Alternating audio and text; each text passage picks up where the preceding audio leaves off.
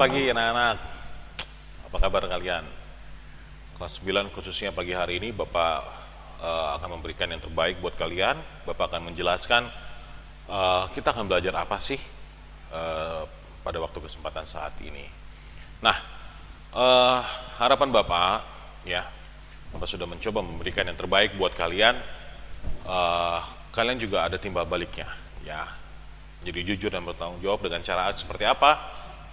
Kerjakan tugasnya ya. Tidak hanya di pelajaran seni budaya saja, di semua mata pelajaran kalian harusnya sudah menjadi leader, sudah menjadi contoh karena kalian sudah on the top di SMP ini ya, sudah di kelas 9.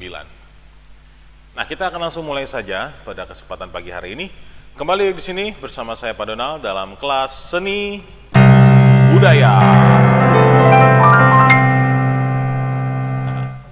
Oke, kita akan belajar apa sih saat ini? Pertama kita akan belajar gaya menyanyikan lagu secara solo atau secara tunggal. Wow, bernyanyi solo. Jadi kalian masing-masing nanti akan bernyanyi solo ya pada akhir tugasnya nanti, karena ini salah satu pembelajaran kita pada tahun ajaran ini. Nah, poin pertama itu adalah warna suara. Warna suara adalah timbre. Nah, setiap orang berbeda jenis kelamin, pria dan wanita, itu timbrenya pasti berbeda. Ya. Kalau pria pasti suaranya lebih low, ya. Middle ke low, ya. Tapi kalau wanita biasanya suaranya ada high ke middle. Itu jaraknya, ya.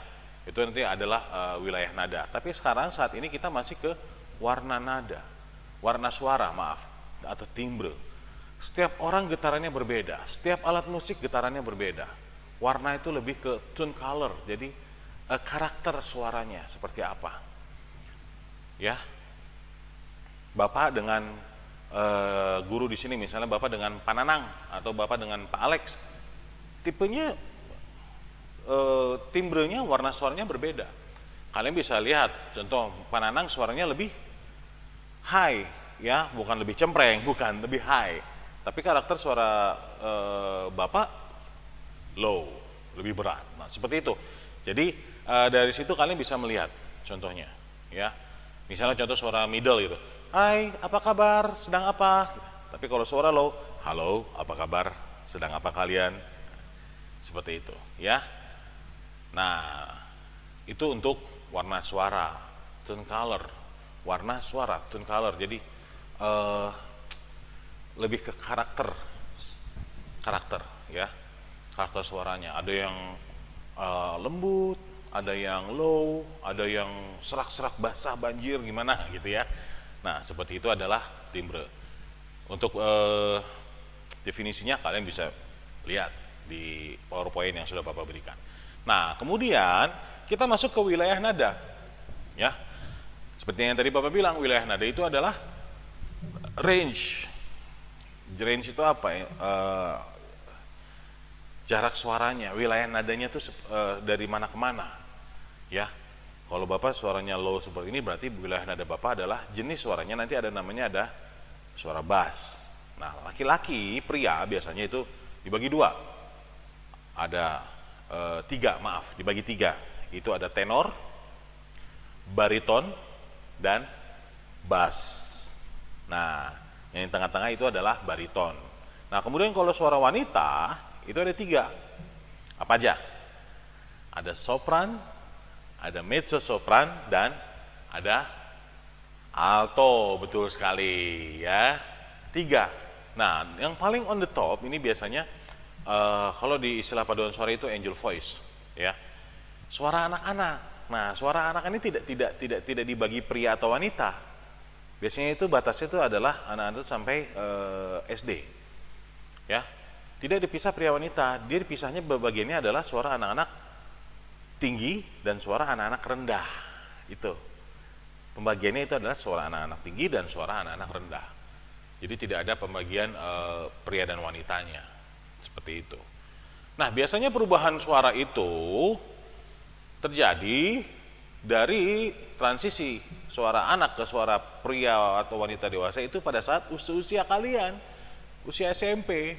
Makanya di ekstra paduan suara khusus untuk wanita. Kalau pria tuh sangat susah sekali. Perubahan itu akan terjadi pada saat SMP. Kelas 1, kelas 2 itu sudah mulai berubah karakter suaranya.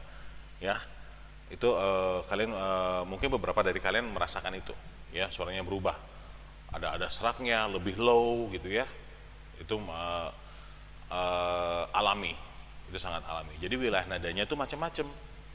Dibagi-bagi seperti tadi Bapak bilang. Suara anak-anak tinggi, suara anak-anak rendah, suara wanita ada 3 tadi apa aja, kemudian suara pria tadi ada 3. Nah, kalian bisa lihat di sini, ya. Nah, ya kan? Pembagiannya itu kalian bisa lihat, tuh, ya. Pembagiannya itu suara anak-anak itu ada suara anak-anak tinggi, kemudian ada suara anak-anak rendah, ya. Seperti tadi sudah Bapak jelaskan. Ada range-nya, wilayah nada itu sampai nada mana aja. Misalnya suara anak-anak tinggi itu sampai dari C1 ke ini C apa? Ya. Ini C saja. Tapi kalau C1 sini. Ya, lebih tinggi, jaraknya 1 oktav. Sampai ke F2. Ini F1, F2 sini. Suara anak-anak tinggi. Kemudian suara anak-anak rendah itu dari A tuh. Dari sini A-nya. Dari sini, kemudian sampai ke D2. D1 itu di sini, D2 sini. Ya. Itu. Jadi kalian bisa tahu ilmunya, teorinya, dan kemudian kalian coba praktekkan. Kalau misalnya pakai pianika pun kalian bisa mencoba. Jadi tahu range suara kalian tuh dari mana ke mana sih. Seperti itu. Nah, suara wanita itu kalian bisa lihat nanti lengkapnya, kalian coba dari C1 ke A2, dari C1 ke A2. Nah, range suaranya seperti apa? Ya. Sopran, mezzo sopran, alto seperti yang Bapak jelaskan tadi, kemudian pria ada tenor, bariton, dan bass, ya. Itu adalah wilayah nada. Nah, kalian bisa lihat di sini bersama-sama untuk wilayah nadanya, range-nya itu dari mana ke mana saja. Kalian lihat ya, range-nya dari mana ke mana saja, kemudian ini adalah wilayah nadanya. Ya. Jadi kalian bisa tahu, mengenal, jangan misalnya dari tone color, dari karakter suara, dengan wilayah nadanya, setiap orang pasti berbeda. Ya, gunanya buat apa? Pada saat nanti bernyanyi, misalnya, ya, misalnya di sini, Bapak di sini nyampe suaranya. Indonesia tanah air beta, pusaka abadi nan jaya. Ya kan? Indonesia sejak dulu kala, tetapi puja-puja bangsa. Nyampe, tapi masih bisa naik lagi. Nah, dinaikin nadanya. Indonesia tanah air beta. Ada tahu, paham mengenai kemampuan diri sendiri, yaitu tahu wilayah nadanya itu segitu. Tapi kalau coba dengan nada dasar yang sama, seorang wanita misalnya, seorang wanita menyanyikan nada dasar yang sama, Indonesia mungkin akan lebih ketinggian. Ya, kalau ketinggian tuh ya situasinya, kalau nada ketinggian tuh ya situasinya kayak tercekik dia nyanyinya. Ya, seperti itu. Tahu. Misalnya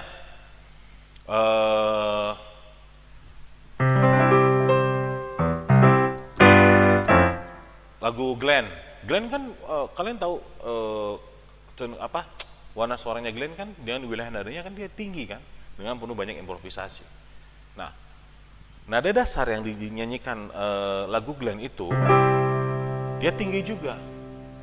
Ya, pada saat ingin menyanyikan lagu Glenn, nada dasarnya jangan sama. Jadi tahu akan kemampuan diri sendiri. Karakter suara Bapak rendah, karakter suara Glenn tinggi. Kalau Bapak menyanyikan lagu Glenn dengan nada dasar yang sama dengan dinyanyikan Glenn, pasti Bapak akan kecekek. Ya. Seperti itu. Ngerti ya? Misalnya lagu Chrisye. Di malam yang sesunyi ini aku sendiri, tiada yang menemani. Ya, itu nada dasar buat cowok. Tapi ketika nada dasar di sini, di malam yang sesunyi ini aku sendiri, tiada yang menemani. Nyanyinya sangat tidak nyaman, lebih cenderung teriak, tetapi ya nggak enak aja, nggak nyaman. Dan orang yang mendengarkan juga akan merasa tidak nyaman. Seperti itu. Itu kalau nadanya ketinggian. Ya, bagi refnya akan lebih tinggi. Kalau tadi nada dasarnya masih yang sesuai dengan karakter Bapak, ini Bapak menjelaskan ya. Kalau nada dasarnya masih sama, bagi refnya, haruskah ku pergi tinggalkan dunia. Nah, itu refnya lebih tinggi. Nah, kalau tadi yang lebih tinggi nada dasarnya, haruskah ku pergi. Karena wilayah nadanya berbeda, ya. Dan haruskah ku pergi. No. Sangat tidak bisa. Mungkin kalau misalnya wanita, mungkin. Kalau beda jenis kelamin, karena range-nya lebih tinggi. Ini hanya sekedar contoh ya. Jadi kalian bisa tahu, kalian paham. Ya, terserah kalian ngelihat gaya cara Bapak mengajar, kalian mau tertawa silahkan, tapi tujuannya biar kalian paham. Ya. Jadi perbedaannya, ya, nggak apa-apa. Seperti itu. Nah, kemudian kita lanjut.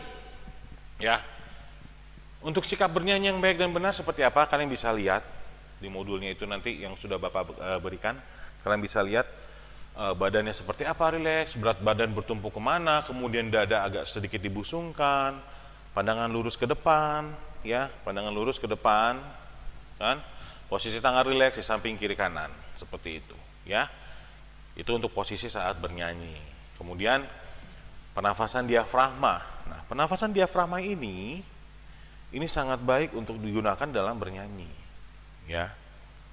Caranya apa? Ketika kalian menarik nafas, anggap perut kalian ini adalah sebuah kantong udara. Ya. Ketika tarik nafas, kalau standarnya biasanya kan dada kita yang naik ya. Dada kita yang naik.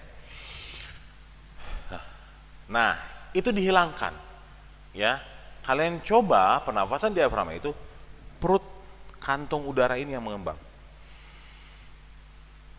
Sehingga dada ini tetap rileks, stabil. Jadi bukan, itu salah. Ya.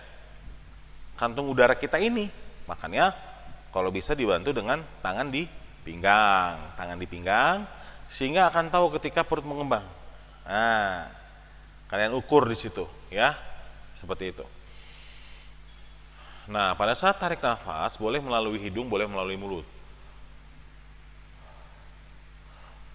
Seperti itu, ya. Nah, ketika tarik nafas, ya, tahan nafasnya adalah bukan seperti pada saat kalian mau berenang, ya. Hup, itu namanya ngeden, bukan tarik nafas, ya. Bukan tahan nafas, itu namanya ngeden. Nah, tahan nafasnya adalah ketika kalian mencoba tarik nafas sedalam-dalamnya dan tidak ada lagi yang bisa ditarik, terus saja mentok. Nah, itu adalah tahan nafas. Jadi contohnya,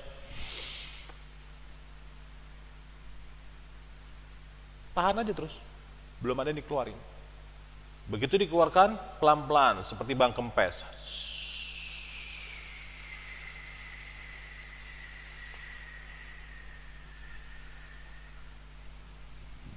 Seperti itu, ya, sehingga nggak tekor. Ingat, pada saat bernyanyi udaranya dikeluarkan, jangan ditahan. Kalau udara ditahan akan tekor nanti nafasnya, ya. Misalnya, di malam yang sesunyi ini aku sendiri, nahan sehingga diafragma tidak digunakan. Yang digunakan adalah dada. Ya. Seperti itu. Ya. Beda kalau pada saat nyanyi udara dikeluarkan. Di malam yang sesunyi ini aku sendiri, tiada yang menemani. Ya kan? Lebih enak di situ. Pada saat nada-nada tinggi juga lebih enak. Mengapa terjadi pada diriku?